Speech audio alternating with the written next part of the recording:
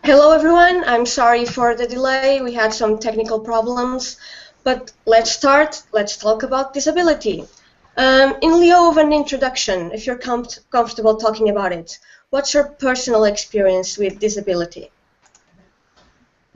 Well, I was diagnosed with autism when I was 14 and with ADD when I was 23, and I've had a lot of on and off mental health issues.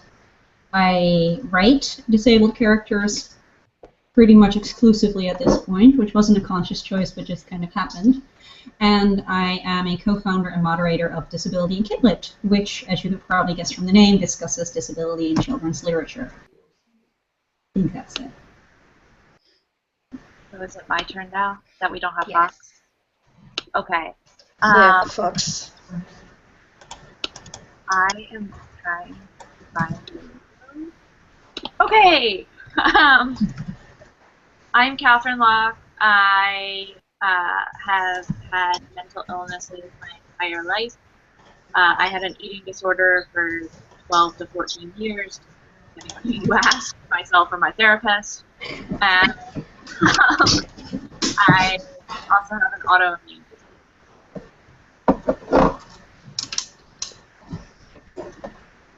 Is it my turn? Okay. I couldn't Yes, tell if you were okay. still talking. Because No, I think really... yeah. Okay.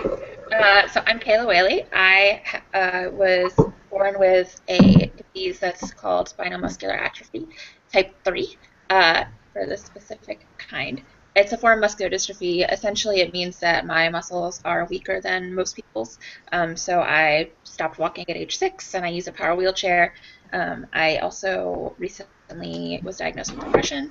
But yeah, that's me. I'm also, along with Bryn, an editor at Disability Kidlit, and I haven't yet written much about disability in terms of fiction, although I'm working on it, but my essays almost entirely deal with disability. So That was going to be my next question. If you as a writer have written about disability, whether in fiction or non-fiction, and if you want to talk a bit about it.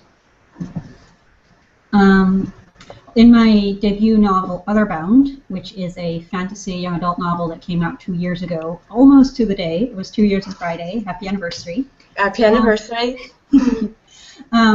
There are 2 protagonists, and one has an amputated foot, and the other had her tongue cut out at a very young age.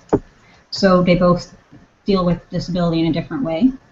And in my second novel, On the Edge of Gone, which is a young adult science fiction novel that came out this March, the main character is autistic. And I've also got several novels in the works featuring characters with everything from deafness to anxiety to lots and lots of other things. So it's kind of a toss-up which will get published first of those. But those 2 novels are the big ones right now. I wrote a new adult series called the District Ballet series. The first book is Second Position, the second book is Finding Center, and then there's a prequel novella called Turning Point. And in those books, the heroine, Allie, is recovering from an eating disorder and has pretty severe depression and anxiety. And in Second Position and Finding Center, and this isn't too much of a spoiler, Zed, after a car accident, is a left leg amputee above the knee, and he uses a prosthetic and crutches.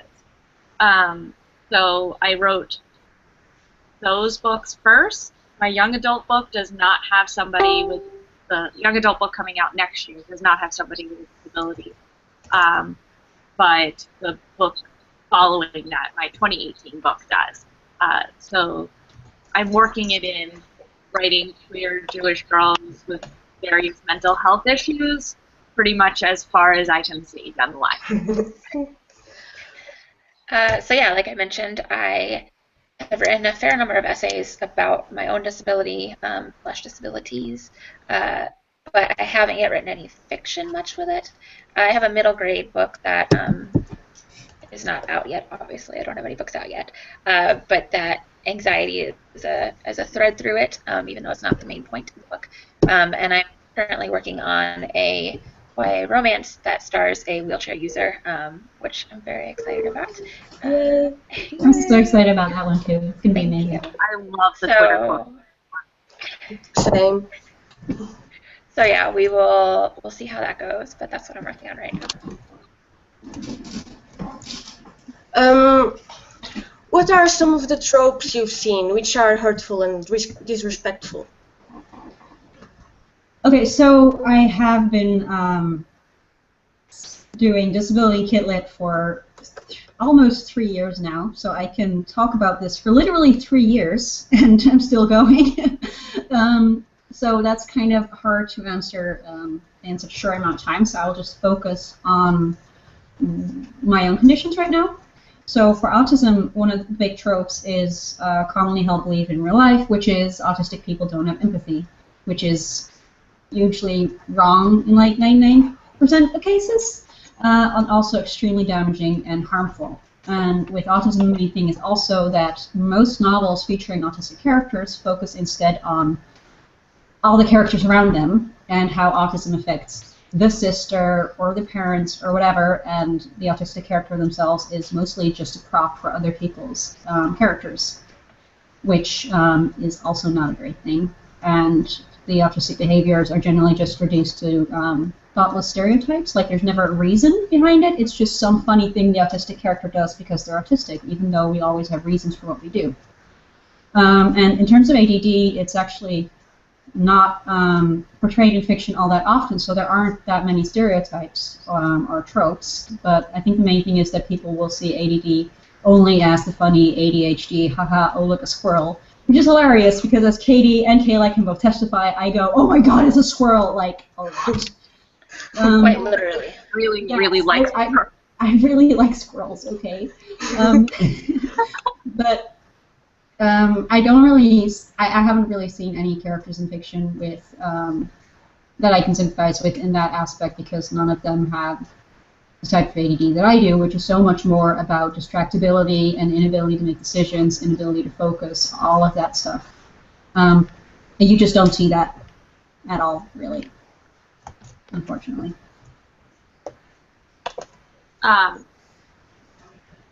The first thing I should say, since they probably won't say it, is that writers who are interested in writing disability should definitely check out Disability and Kidlit. There are really good interviews on there, and there are book reviews and discussions about tropes. It's probably the #1 resource for writing and reading about disability in all levels of children's literature. So definitely check it out. The biggest problems that I see around mental illness specifically are handling of suicide and suicidal thoughts in literature is that it's often quickly cured. Something where, like, the main character falls in love and they're no longer depressed or suicidal. Or another character commits suicide and the main character realizes how much they want to live. That's pretty problematic. We also Disability and Kidlit for Why. I'm just going to keep plugging it for you guys. How about we just put a link to the website here and then the three of us just like spend the entire hour flirting with each other. Well, fine, yeah, sure. The other thing is anything with mental illness is the trope that falling in love cures you of mental illness, and that mental illness is something that is fleeting. And sometimes it is. Sometimes somebody has a situational depression where they have anxiety about a specific event, but having anxiety about taking a test is not the same as having an anxiety disorder. And I think those things and those experiences get conflated very quickly. In terms of eating disorder literature, you can always tell when an author has had a personal experience and when an author has just read the internet. Eating disorders are not about numbers, and they're not about looking pretty for prom, even if the sufferer thinks that it's about the number or about looking pretty for prom. they're always about something more, and they are very deeply intertwined, and there's a lot of comorbidity with other mental illnesses. There are very few eating disorder books that get it right, and that is something that drives me absolutely crazy, because I think when you get something wrong like that, people with disabilities, actually, across the board, seek out literature to see themselves. They're looking for mirrors, and when that mirror is reflecting something that's toxic or damaging, that can make that person suffer more or greater or in silence, and that is so dangerous. Yeah, co-sign all of the above. So I guess I'll talk about specifically tropes to do with wheelchair users, because as you can tell, there are so many disability tropes out there that we are literally incapable of covering them all. But the main ones that I see and the ones that bug me the most is like this false dichotomy of wheelchair user as saint and wheelchair user as villain, and that extends across the board to pretty much all disabilities they have. You see that a lot regardless of disability, but you see it especially with wheelchair users, I find. So we are either childlike and innocent and angels sent from heaven to bless the world with our presence and our kindness and our innate goodness, or we are bitter and angry at the world because we can't use stairs, and we just bring sadness and terror to everything we touch, basically. Those are sort of the two archetypes you see of wheelchair user characters. In terms of narratives, you also see a lot of death is better than being disabled, which we saw recently with the film Me Before You, which was based on a book called Me Before You about a man who is quadriplegic and he chooses to die, which is problematic for a lot of reasons. I will say that assisted suicide narratives can be done well, but they're very, very tricky to do well, and this one did not. Yeah. I think if you're going to do an assisted suicide narrative, maybe make it about the disabled person and not their love interest and how they need to live and get lots of money. Pretty much, yeah. That's the gist of it, really. But yeah. How do you think people and writers should fight these stereotypes? Visit www.disability. Exactly. Yeah. I'm working on an article about this because it is complicated. Because, well, like pretty much everything, disability, it's a big spectrum, and everybody experiences it differently. So I might talk about something that I think is bad in autism narratives and that I don't ever want to see again because it's damaging, and then someone else who's autistic might go, oh, I love that. So it's not always as easy as in how to avoid it because people aren't always going to agree. So I think rather than trying to find like the magic rules to follow, just try to listen and learn. Like if I will never say this is wrong and I will say, hey, I think this can be damaging for this and this reason. Have you considered doing it like this? And so I think that's one of the really big things is understand why we're talking about certain things. So do your research and really try to understand why something is this way, because there are some tropes that I will, complain about or whatever, but I've also seen those same tropes done well in some cases because it's all about how you approach it. And it can be either averted or disconstructed or anything. So I think the number one point is to just understand what we're talking about. Listen to disabled people and try to see where they're coming from. And especially try to see where they're coming from in the wider real-life context. Like if I talk about why it's a problem that there are so many narratives that focus on autistic people getting better, it's not just because I don't like it as a story narrative, it's because there's real-life implications, because a lot of autistic children are literally tortured, and I'm like, that sounds really dramatic, but I'm not making it up. UN actually classified it as legitimate, official, legal torture, because people want to make them better. So when you uphold that as like the ideal for an autistic person, that's what you're reinforcing. all these stories, they don't happen in a vacuum, and they have so many implications, and there's so many dangerous ideas of autism and other conditions that they uphold. So get why we complain about the tropes, but also please, please, please learn about real life and all the shit that people face and all the dangerous, political sides, because unfortunately a lot of this is political. It's not just about us being tired of a certain trope, like, oh, I know how this story ends. It's about, I know what this means people think of me, and I know that people reading this book will now have those notions reinforced and might, cause legit harm for real-life disabled people, no matter how, how well-intentioned they are. Mhm. That's Yeah, I would agree, especially with the listening to disabled people and using sensitivity and beta readers. And when you use sensitivity beta readers, one, I get asked to beta read a lot of things that are just mental illness, but not my mental illness.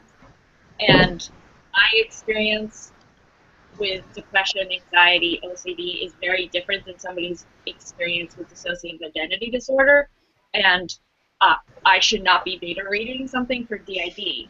I also shouldn't be reading something for binge eating disorder. These are not all the same. It's not a monolith. So make sure that you're asking somebody to read specifically for what is in your book. If you don't know what's in your book, you're not ready to write that book yet. Fairly compensate your beta readers and your sensitivity readers, and listen to them.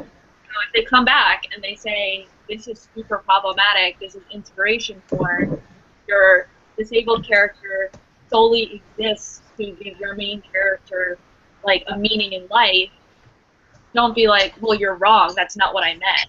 You have to actually listen to them and implement their changes, and their changes might be scrapping the whole book.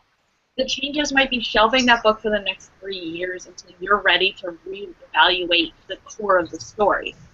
And you have to be okay with that, because your right to tell a story is not greater than the reader's right not to be harmed. And we're talking about actual harm here by dangerous, inauthentic, is that a word? I'm a writer. Inauthentic experiences. There are books out there that are really dangerous for people with disabilities to read, and very, very harmful, and that I am not an advocate of book burning or censorship, but I am sad for the people that pick up those books. And I don't want to put more of those books into the world. So, second position, one of the characters is an Own Voices character. Allie has a lot of my mental health issues, but Zed doesn't. I can't experience life as somebody who is an amputee, who uses a prosthetic, who has mobility issues in the world, and I use beta readers and sensitivity readers who were like, really? This is a basic life thing. That's not how that works. This is how it works. And yes, it required going back and editing the book at the last minute for a couple of things, but it made the book a better book. And it made that experience for Zed more authentic. And only one of my readers is also a left leg above the knee amputee. But for that one reader, if I make the difference, if I told that story more authentically, then that is really important. So it mattered. Just one reader is important. We're not talking, you don't have to say, well, 99% of my readers won't have this disability, so it doesn't matter. It matters for that one reader. Yeah, strong agree with everything those two said. Now I want to talk about, since you guys have covered listening to disabled readers and getting sensitivity readers and stuff. I want to talk about way before you even start any of that, dismantle what you think about disability in general first. Before you go hunting for specifics about what you want to cover, or definitely before you talk to any disabled people about what you're writing, think about what you know or what you think you know about disability and analyze it. Like really interrogate, why do I think this way? What have I, like media have I consumed that has reinforced this idea? Why might it be problematic? What might be another way to look at it? And like just really think about it, because so much of what we ingest stays with us no matter what. And you have to work to dig that out. You have to work before you can start writing to sort of re-educate yourself, like rethink about disability and question what you know, because so much of it is going to be wrong. You live in an ableist society, so you have necessarily consumed ableist media and ableist ideas, and those are in you. So you have to find them first, route them out, and then you can start the work of writing a truer, more authentic, more nuanced and sympathetic narrative. But you have to do that work first before you ever put pen to paper. And I would argue before you even put the thought in your head to write it. So. You've spoken about sensibility reads and beta readers. What's the best way, you think, to ask people for a sensitivity read? Because not everyone might want to do it, you know? Yeah, and I think that's why there's not really a good answer. Like, I sometimes approached friends about it. I've also approached strangers about it. And sometimes I shouldn't have. Like, sometimes approaching a stranger out of the blue is creepy. Like, they're just doing their thing, you know? So I don't think there's a good answer.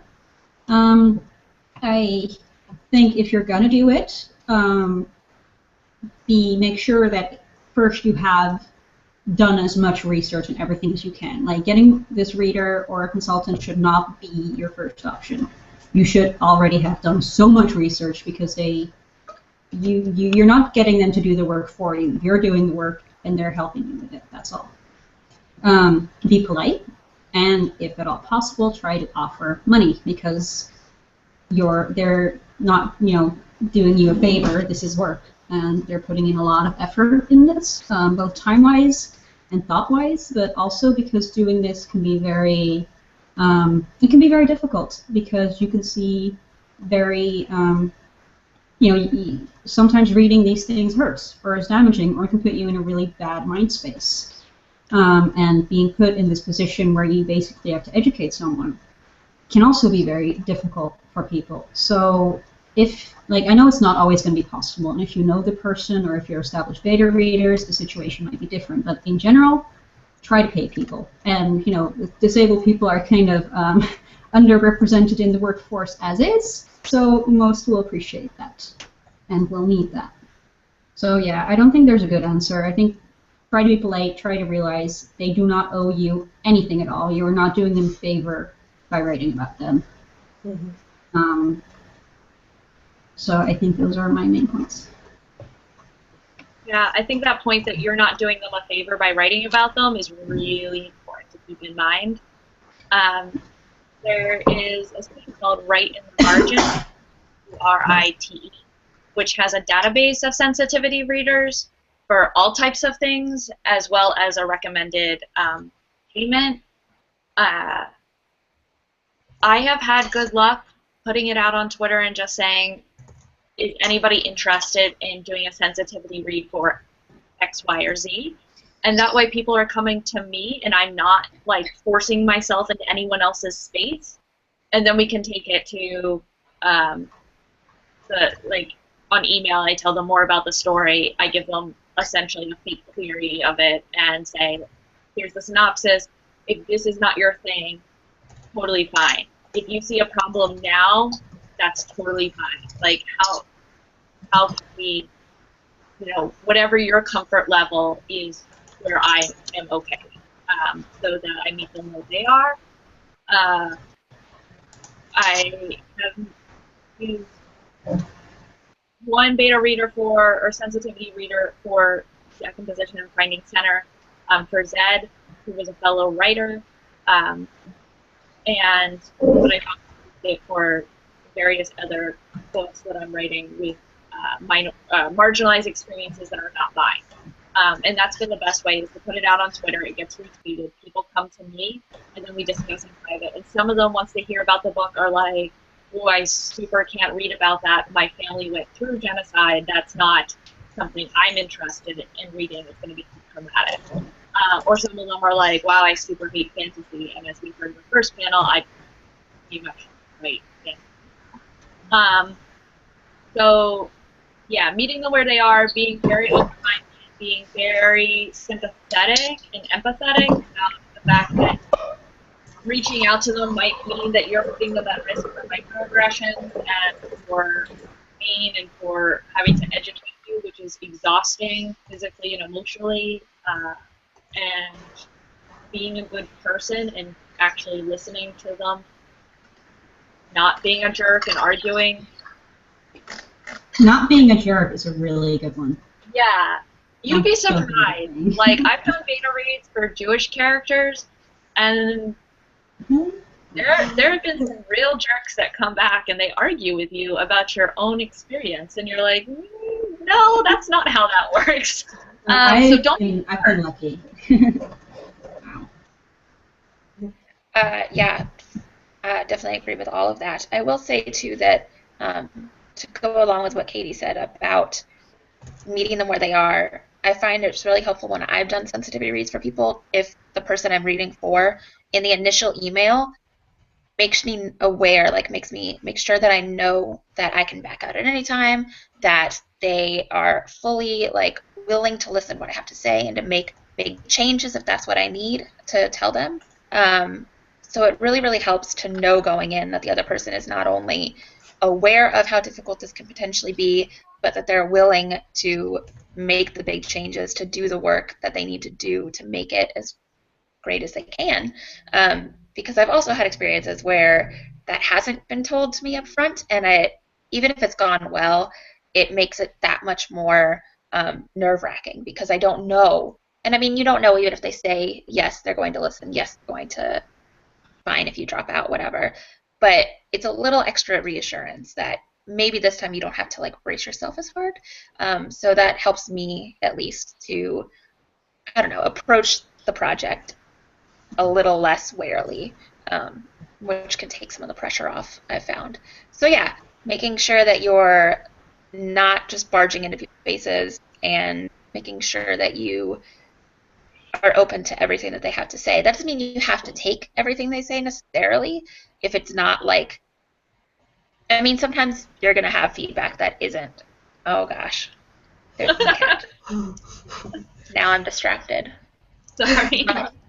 Yes, my point is, with sensitivity reading, unlike with regular beta reading, you need to carefully consider literally everything the beta reader says. But with regular beta reading here, too, you don't always have to implement everything exactly as they say, but have reasons why you're choosing not to. Like, don't just ignore the advice because you don't feel like doing it, or because you think it's not good advice, or that it's not their real experience, or whatever. Like, if you're gonna ignore something, have a really, really, really good reason why, and be able to articulate that.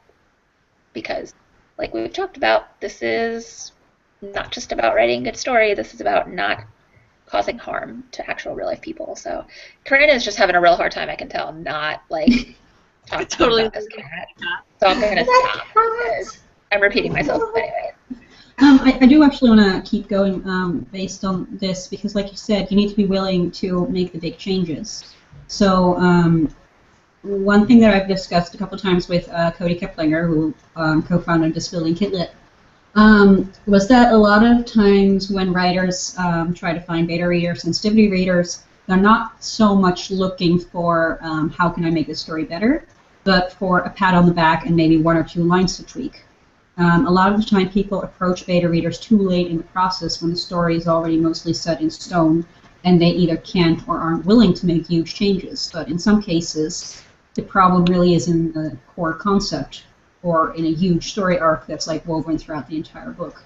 So it's kind of difficult actually to figure out at what stage you need to get a sensitivity reader, because on one hand you want to get it early enough that you can catch all the big stuff and still have enough time and flexibility to be able to make significant changes and do further research if need be. But on the other hand, you also want to get them late enough in the process that you've already been able to do a lot of research and that you've been able to work through a lot of problems on your own so that you know specifically also what you're asking. Because sometimes there are specific problems that you might think like, oh, hey, I'm worried about this character, maybe being an example of this and this trope. I try to, ameliorate it by doing this, but I worry, blah, blah, blah. Thinking things through by yourself. And if you're going to someone too early, there might still be all kinds of situations that will pop up later that you don't know at that stage. So it's really difficult actually about when to approach. So I might, if you have a friend who is part of this group, I might just try to get them really early on and just like run your major ideas past them in like a chat conversation, nothing official. Or again, just get a consultant who knows about this stuff. So this is not like a read my manuscript way, but like let me run this idea past you. And then later, when you've actually got it written, you can get a proper read.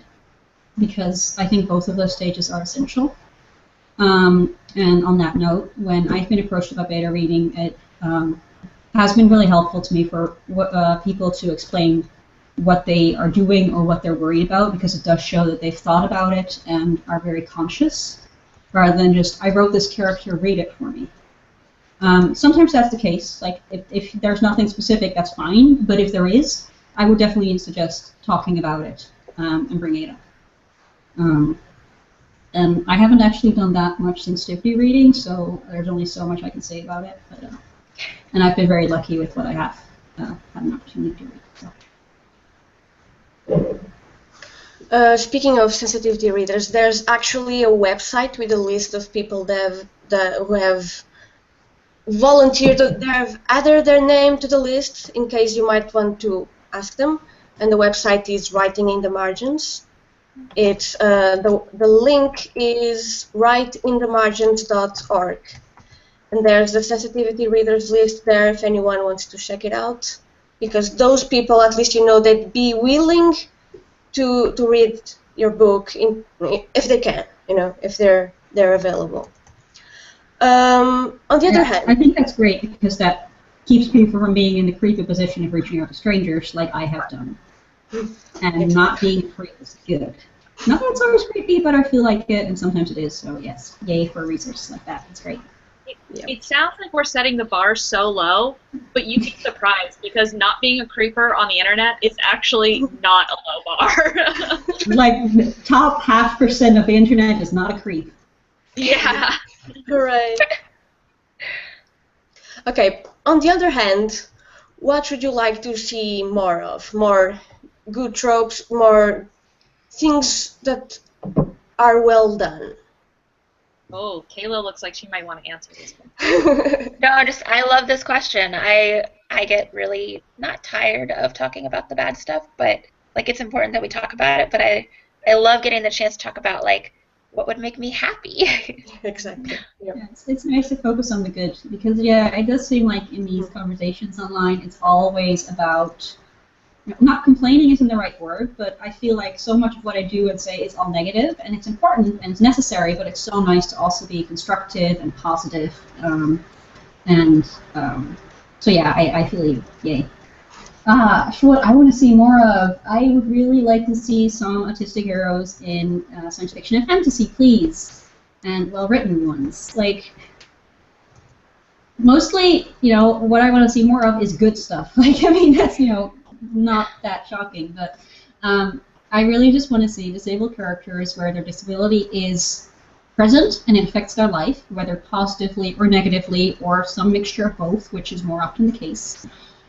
But also there being other parts of the plot. I want to see disabled kids in spy thrillers and in high fantasy. I want them to see the main character to be the main character and not just a sidekick. And it doesn't mean like I don't want to see, oh, and they happen to be disabled. I want them to be disabled and also be this other thing, and those are not mutually exclusive. And you don't have to have one or two references to disability and then never have it happen again. It can affect their life. It can mean that sometimes they can't climb this horrific mountain to fight the demon. Maybe they need to sleep on it for a night because their leg hurts or whatever, or they need some advanced contraption or whatever. Just having them incorporate this into their life the way real-life disabled people do. And so that's really my main thing. Have disability there, not necessarily not have it overtake the character, and not have it be the only thing that defines either the plot or the character, not have it be this piteous thing or this obstacle to overcome, just one of the factors in the story and in the character. And do your research. I think that we're probably all going to say the same thing, because that is also what I would like to see. Particularly in genre, I would like to see more characters with disability. Like, I want to see how a lady knight copes with having OCD, and like, how do you tack up your horse right before like a battle when you have purely obsessional OCD and you have rituals and routines, and what happens when that in a fantasy setting is upset? Like, I want to see that. Someone please write me a lady knight with purely obsessional OCD. And she's gay. Yeah. Yeah. Bonus points if she's super queer, like really queer. Yeah, so I want, especially in genre, I think that I want to see more disability, and as Corinne said, present, part of life, affecting life, not mentioned once or twice in the first chapter and then brought up again at the end of the climax because it's now helpful for you as an author. But not, I don't want to say not the point of the story, but not the driving force of the story, that there's an external plot that doesn't have to do with the character's disability. And that because we have not been present enough as heroes of our own stories, and I think that it's really important that we get to. Yeah, everything that they just said for sure. I won't repeat it, but I will say other things I really, really want. More intersectionality, like fewer just straight white disabled boys, and more everybody else. I want to see more disabled characters written by authors of color, written by queer authors, obviously written by disabled authors, and all of like the combinations thereof. In contemporary especially, I want to see, like, give me kissing, like, give me fluff and humor and joy in life. Like, issue books are really, really important, and I think that they have a valuable place in the canon, especially when they're done well and with nuance. But I also want to see just, yeah, like, high school drama. Like, oh my gosh. Katie, you're trying to murder us, aren't you? Rude. Sorry, keep going. Oh my god. You're saying something very important and I interrupted. Yeah, so I don't even remember what I was saying. Contemporary. Yeah, I want more of everything. Because It's issue so books hard are to... really important to the canon, Yes. but fluff is also Fluff is so great, and we get so little fluff. Speaking of fluff. I knew you were going to do that. I literally, as it was coming out of my mouth, was like, I'm setting her up, and I can't even stop it. Yeah, like, it's so hard to answer this question, even while it's so easy, because we have so little that want more of everything. Like, just all of it. That's why it's so easy, because I can list 25 million things that I want more of, but that's why it's so hard and almost useless to say, because I want more of everything. Minus maybe, like, the bad stuff, you know? Yes. Like, less more of the bad stuff and more of the good stuff. I think that's pretty much. Like, that's basically what we're saying. But also, like, I mean, I was just saying, like, I want these, you know, these books and characters, and the plot isn't necessarily about their disability. I want them to have other adventures, and I totally do. But right now, a lot of the books that are, like, about disability that are constantly recommended, that are like kind of the middle grade and young adult canon, are not actually written by disabled authors. And I've actually not read that many of them yet myself. I'm working on it. But from talking to the disabled people who have read them, a lot of them are not all that great necessarily. So I would really like more of the books, more books that do deal with life as a disabled person, and imagine that in like all caps. Or that deal with disability politics, or all of that. But I want it to actually be written from a disability politics standpoint, and not from the standpoint of an able able-bodied person imagining what it's like to be disabled. And that is the case an awful lot. And it's always about overcoming, or it's about how brave they are, it's inspiration porn, or it's just well-intentioned but not quite right. So having actual disability narratives from disabled people that incorporate actual disability politics, and not even necessarily disability pride, although that would be great, but that just understand the things that we're dealing with. That would be great, and I think that's going to be so necessary as well for the teens, because if right now what they keep getting recommended is the disability canon by non-disabled writers, you grow up with such a skewed image, and there is so much out there that smart disabled people are discussing and are passionate about, and they're making the world a better place. And I just want to see more of that in YA. So yeah, I'm being contradictory. I just want everything, and I want it to be really well done, and I want it to be written especially for me and make everybody gay. Yeah, that's not too much, right? I also want to see more in middle grade. I think that there is a lack of this in middle grade as well, and that is an age group where kids are starting to form, they're starting to take in more of the outside world and how they view and shape their own identity. And it's a very vulnerable time for kids with disabilities. It's also the onset of many mental illnesses. So I would like to see more disability lit in middle grade lit. And I guess my last point is, if you're not writing a disabled character, it's still important to check your books for ableist language and to be looking for words that are problematic that we have adopted into our lexicon as slang terms or as something that we don't really think about, but that are really damaging and problematic, regardless of whether there is a disabled character in your book at any level. Right, and the excuse used for those words is often, oh, but it's realistic, or oh, but it's how kids talk these days, and that's true. But do you realize what it's like to be a disabled reader and to come across these terms?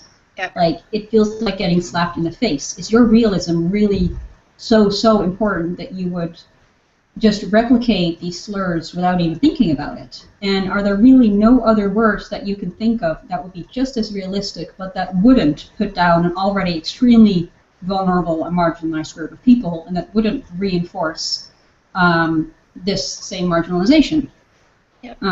And it's not always easy, and especially in disability narratives, because sometimes people internalize these things.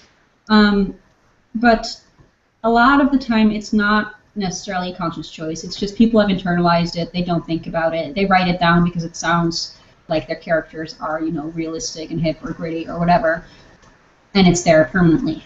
And so often, it just doesn't need to be. I wanted to say one extra thing. Going back to what Corinne said about the importance of disability narratives written from disabled people, and from a disability politics perspective, I feel like, okay, well, full disclosure, that's basically what I'm writing right now. Is it's going to be very much about disability, but with kissing. Girl kissing. Yes, the best kind of kissing.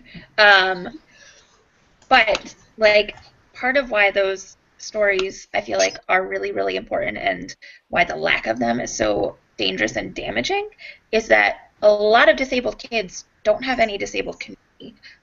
They may not know anybody else with their disability, and that can be so very, very isolating, and it means that you don't often have a safe space to sort of explore what your disability means, how it affects your identity, if it does at all. You have no safe place to work through the negatives and the positives and the neutral aspects of disability.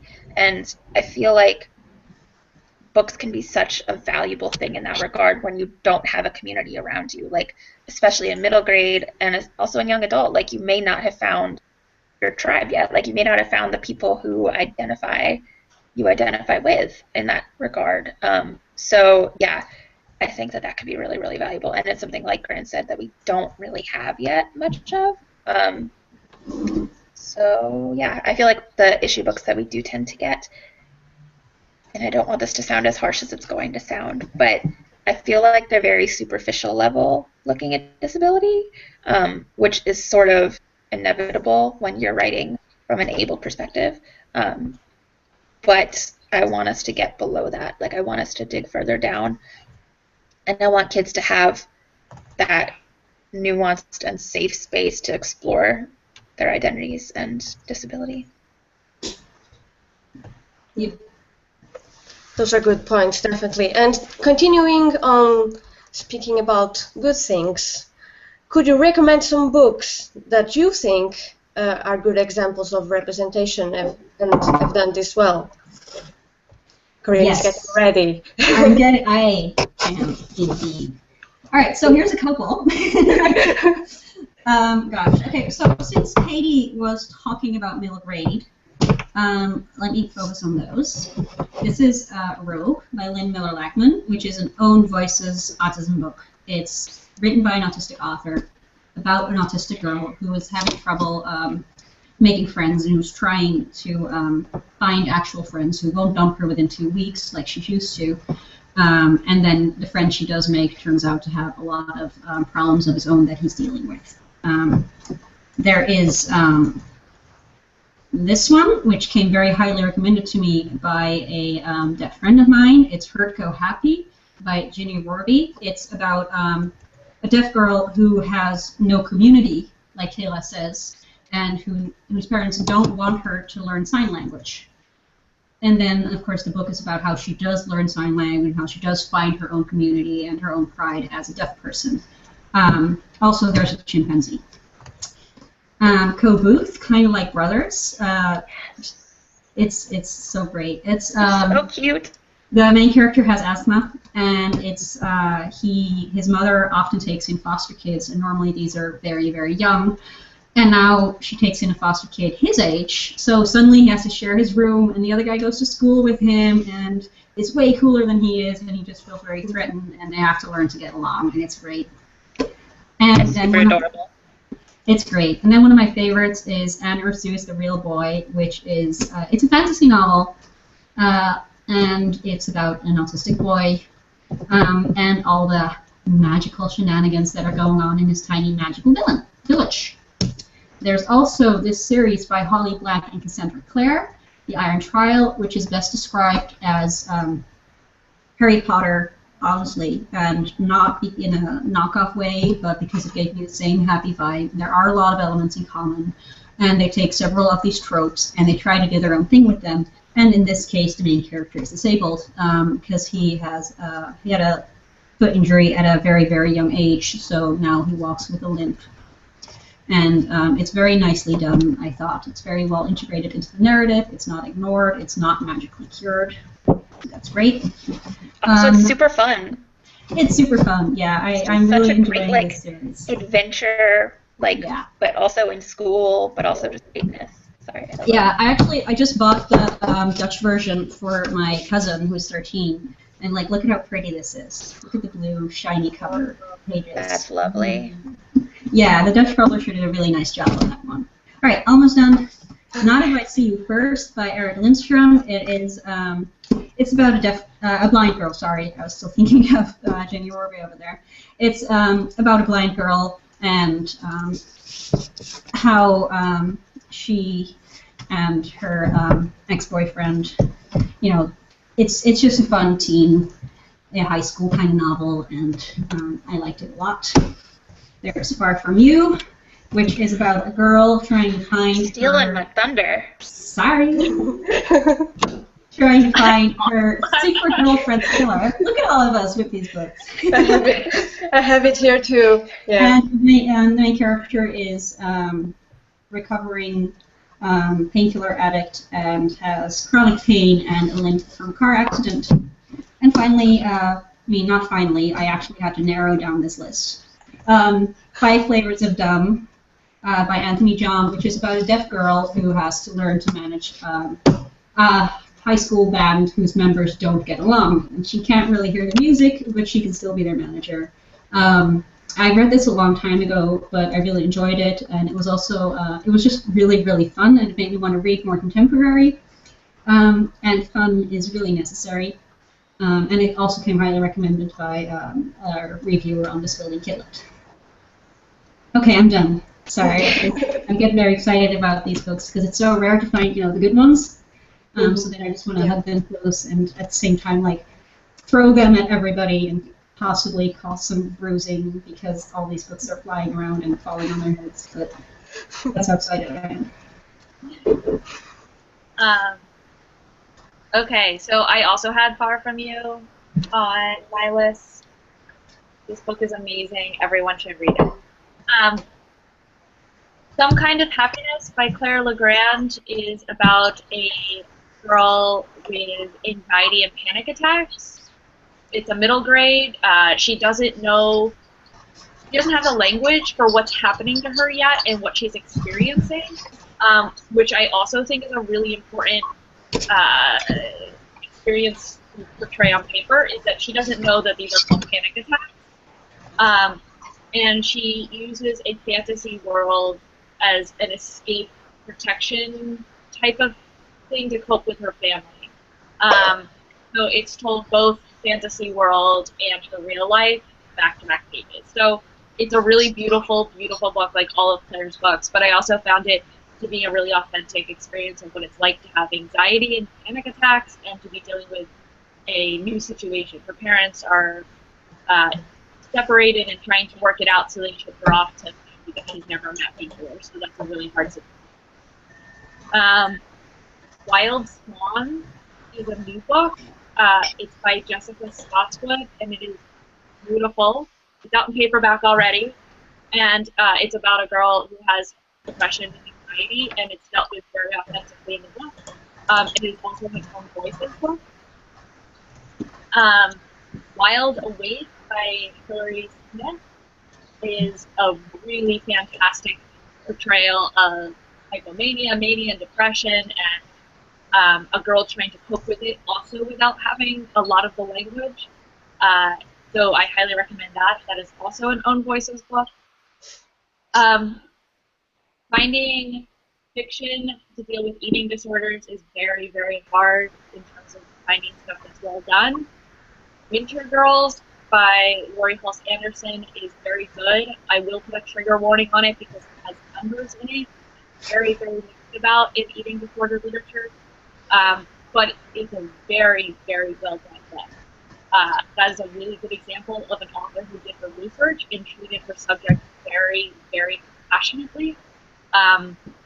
So I do recommend that book, but with the caveat that if numbers are very triggering for you, don't read it. But if you're reading it to learn how to write a mentally ill character whose decision making you might not agree with, but do it with compassion, that is a really great example. I did not come prepared with props because I'm a loser. But I do have a list in my brain. Yeah, so a couple that I was going to talk about have already been brought up, like Far From You, Kind of Like Brothers, The Iron Trial. Other ones that I love, and I have to do it, Corinne. I'm sorry, I have to.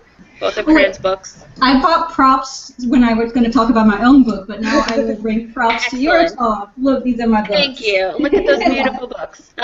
Yeah, so both are fantastic in very different ways. One is fantasy, one is sci-fi, but like your future sci-fi, and apocalyptic sci-fi. Anyways, I love them both, and I'm not going to talk about them too much because I don't want to embarrass you, but they are really good.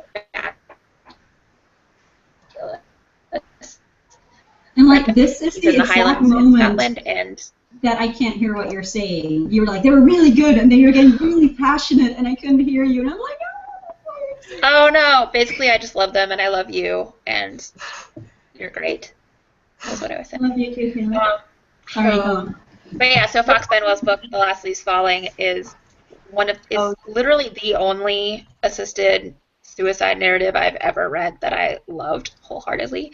So the main character is a Japanese teenage boy named Sora, and he has ALS, so Lou Gehrig's disease, which is sort of a distant cousin of what I have. And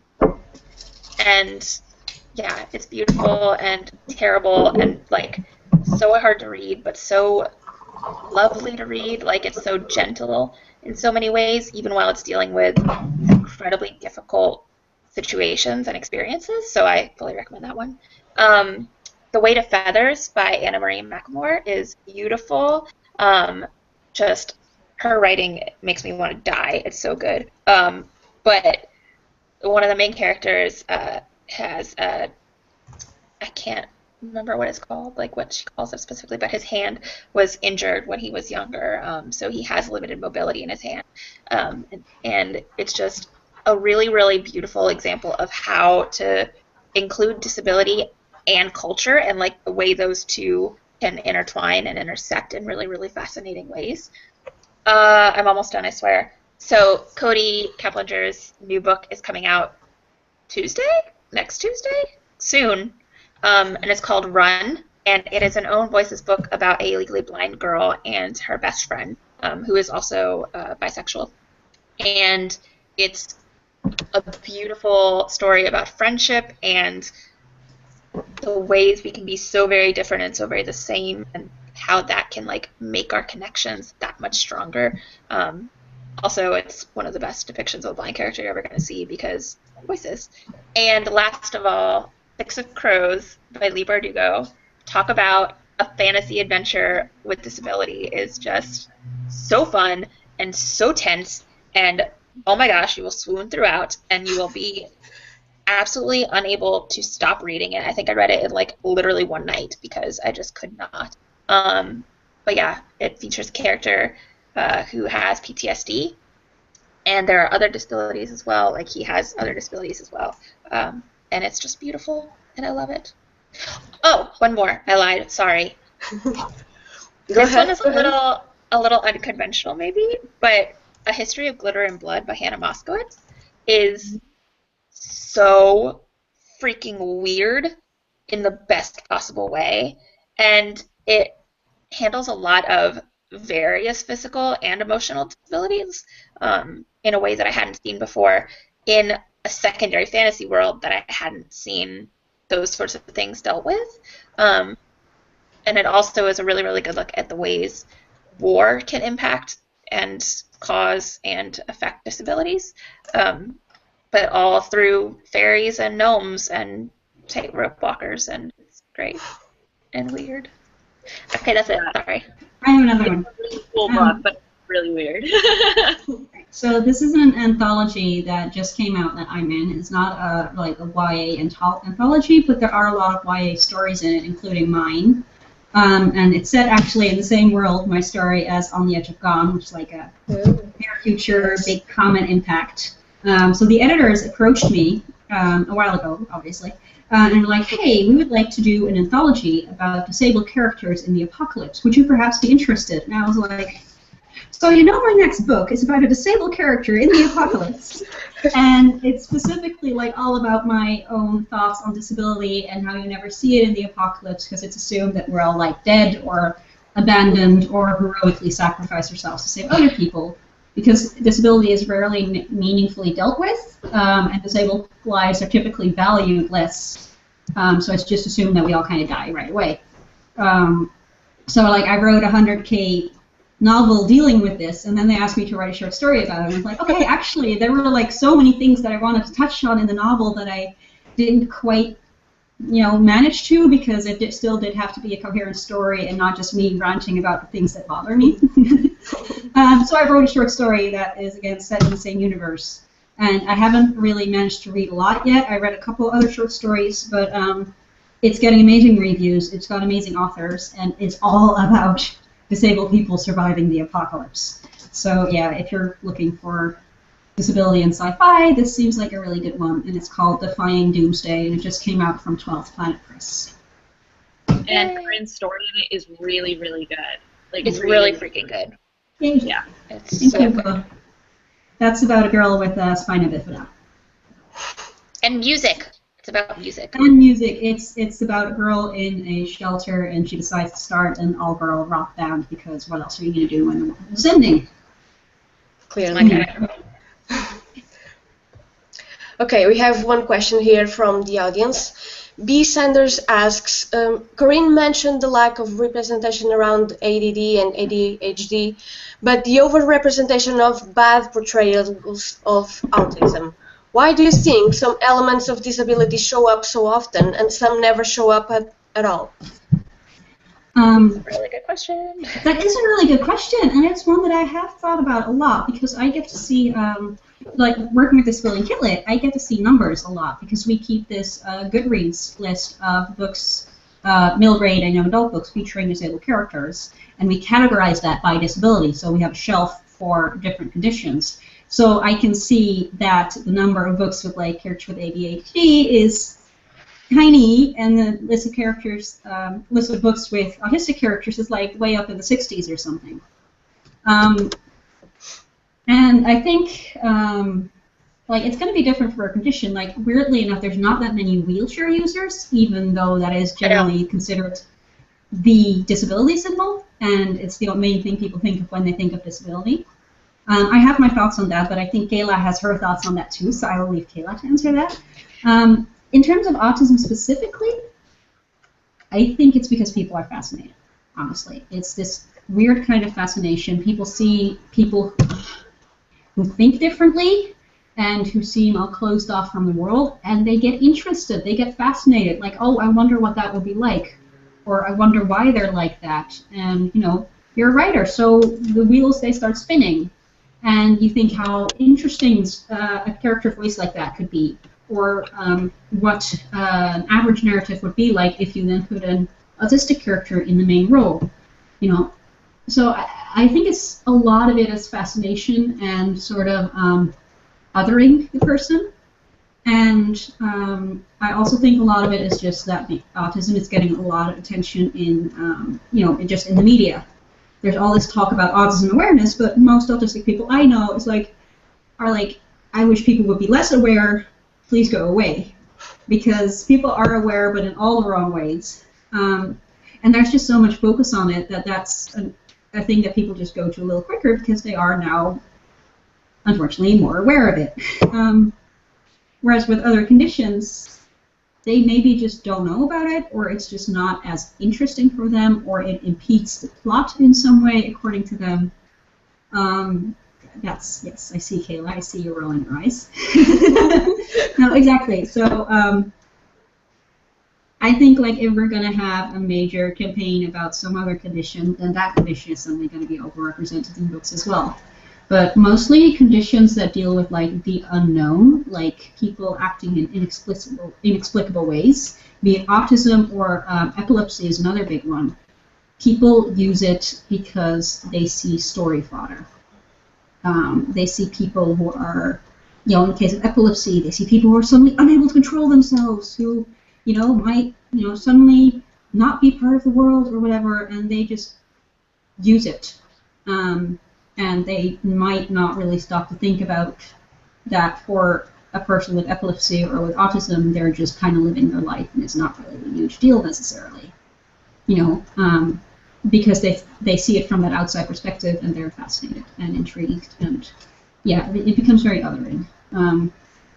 That's my theory, at least, and there might be other reasons too. I don't know. What do you guys think?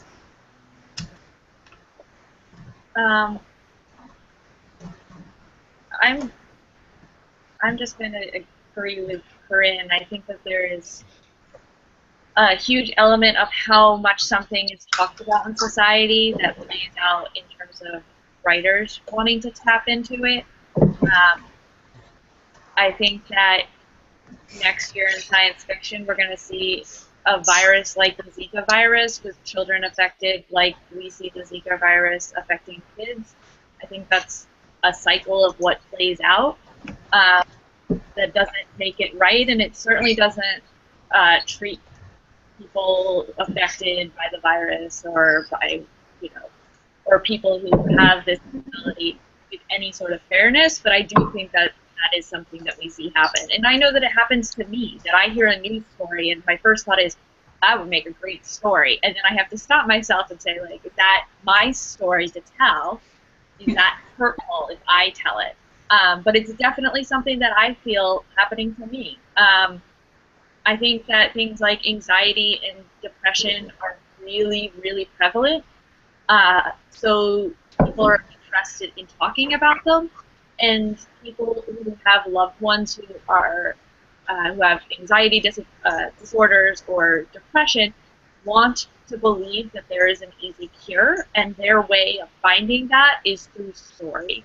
And it's hard for me to fault them for wanting that, but the story isn't how you accomplish that. So I think that popular media or personal experience does bring these things into the literary world in a certain way. And there's going to be a cat on my lap in like 2.3 seconds. So, Kayla.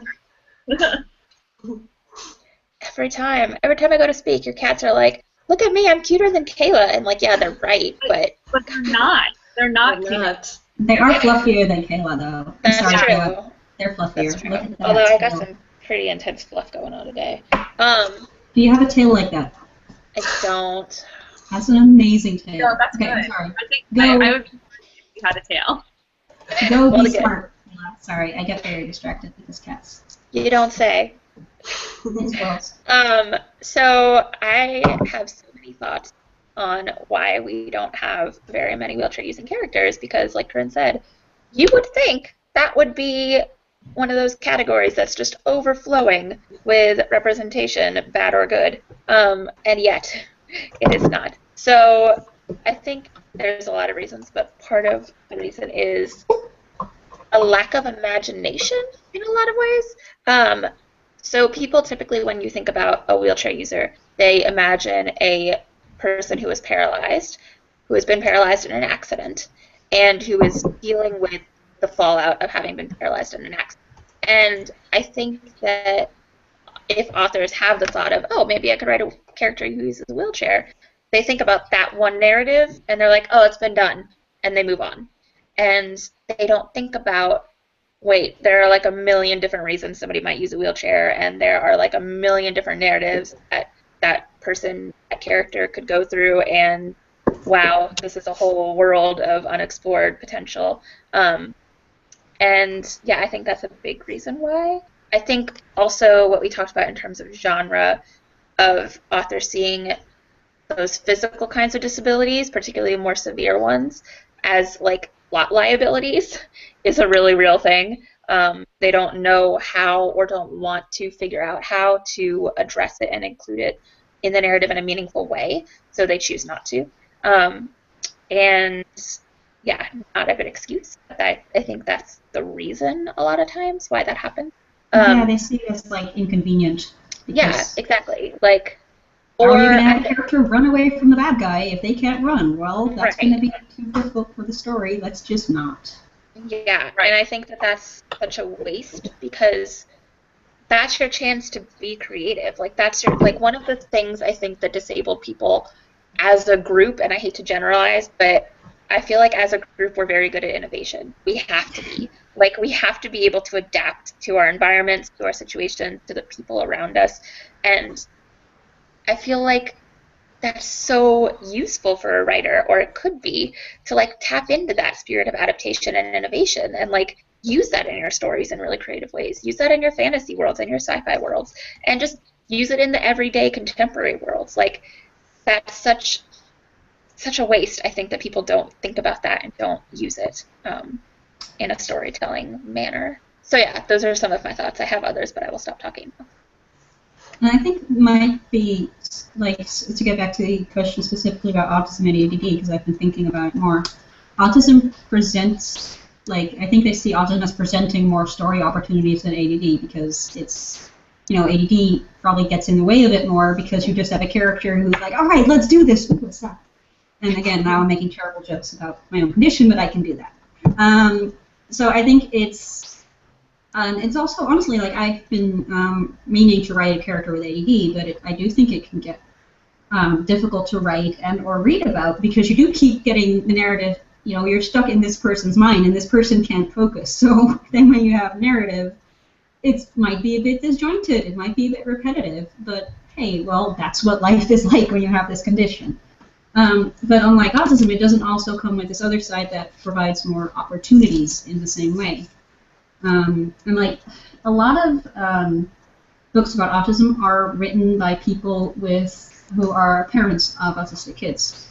And in some cases, this is done very, very well, like The Real Boy by Anna Sue, who has an autistic son. And in other cases, it's done really, really terribly, like in the case of several books that I'm not going to name. And Which you there's should probably also, find on our site somewhere. oops. There's also a very popular book about a disabled character, which I'm also not going to name because I haven't read it yet, and there's no review for it yet, so I'd like to wait before I talk about that in too much detail.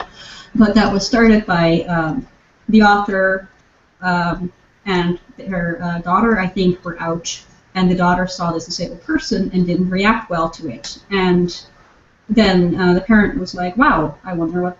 The parent felt very embarrassed to begin with, and then wondered what that would be like, living like that. And they wrote the book, and they never talked to a person who actually had the condition while writing the book.